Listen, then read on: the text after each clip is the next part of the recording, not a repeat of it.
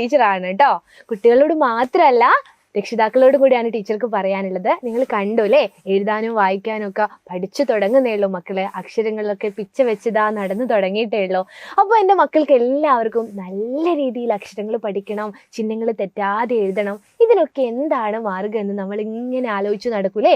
ഞാനും ഒരു പാരൻ്റ് ആണ്, അപ്പോൾ ആ ഒരു സമയത്തുള്ള കാര്യം ടീച്ചർക്കും അറിയാം. അതുകൊണ്ടാണ് പറയുന്നത്. അപ്പോൾ നിങ്ങൾ എല്ലാവരും എന്ത് ചെയ്യുക, ഒരു കാക്കയെ കണ്ടിട്ട് മക്കളോട് കാക്ക എന്ന് എഴുതാൻ പറയുന്ന സമയത്ത് കക്ക എന്ന് എഴുതുമ്പോൾ നമ്മൾ മനസ്സിലാക്കണം കുഞ്ഞിന് ചിഹ്നങ്ങൾ ആണ് ബുദ്ധിമുട്ട് എന്നുള്ളത് അല്ലേ.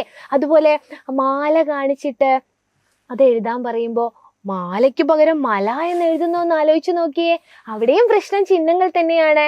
അപ്പൊ ഇതൊക്കെ എങ്ങനെയാ നമുക്ക് ബൈഹാർട്ട് പഠിപ്പിക്കാൻ പറ്റുമോ? ഇല്ല, അതൊന്നും അവിടെ ഉറച്ചു നിൽക്കില്ല അല്ലേ. അപ്പൊ എൻ്റെ മക്കള് എല്ലാവരും എന്താ ചെയ്യേണ്ടത്, രക്ഷിതാക്കളാണ് ചെയ്യേണ്ടത്. ഒരു മണലെടുക്കുക, കുറച്ച് മണല് ഒരു പാത്രത്തിൽ എടുക്കുക കേട്ടോ. ഒരു സ്റ്റീലിന്റെ വലിയൊരു പ്ലേറ്റിൽ കുറച്ച് മണൽ നിറച്ച് വെച്ചിട്ട് നമ്മുടെ എഴുത്തുകളൊക്കെ എന്ത് ചെയ്യുക, ആ മണലിലോട്ടാക്കുക.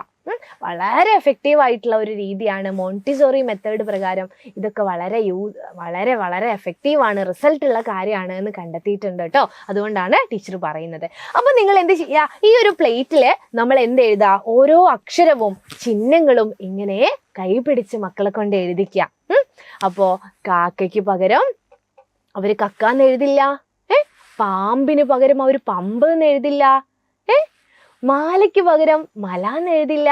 അതുപോലെ ഓരോ ചിഹ്നങ്ങളും ആ ചേർക്കുമ്പോഴും ഈ ചേർക്കുമ്പോഴും ഐ ചേർക്കുമ്പോഴും അങ്ങനെ എല്ലാ ചിഹ്നങ്ങളും മക്കളെ തറവായിട്ട് പഠിക്കാനുള്ള ഏറ്റവും എഫക്റ്റീവ് ആയിട്ടുള്ള ഒരു രീതിയാണ്. ഇനിയിപ്പോൾ രക്ഷിതാക്കൾ വിചാരിക്കും ഇതൊക്കെ ഞങ്ങൾ സ്വന്തം പഠിപ്പിക്കണ്ടേന്ന്.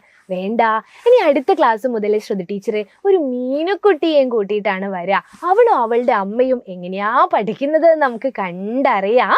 അപ്പോൾ എല്ലാവരും എന്ത് ചെയ്യുക, നമ്മുടെ സൈലന്റ് ക്ലാസ്സുകളിൽ ദിവസവും കാണുക. ഈ ഒരു കോണ്ടന്റും കാര്യങ്ങളൊക്കെ എന്ത് ചെയ്യുക, ഫോളോ ചെയ്യുക. നമ്മുടെ യൂട്യൂബ് ചാനലൊക്കെ എന്ത് ചെയ്യുക, സബ്സ്ക്രൈബ് ഒക്കെ ചെയ്യണം കേട്ടോ. അപ്പോൾ അടുത്ത ക്ലാസ്സിലെ ടീച്ചർ മീനുക്കുട്ടിയെയും കൂട്ടി വരാം. നമുക്ക് ഇനി മുതൽ ചിഹ്നങ്ങൾ പഠിക്കാം, അക്ഷരങ്ങൾ പഠിക്കാം, അടിപൊളിയായിട്ട് എഴുതാനും വായിക്കാനും പഠിക്കാം കേട്ടോ.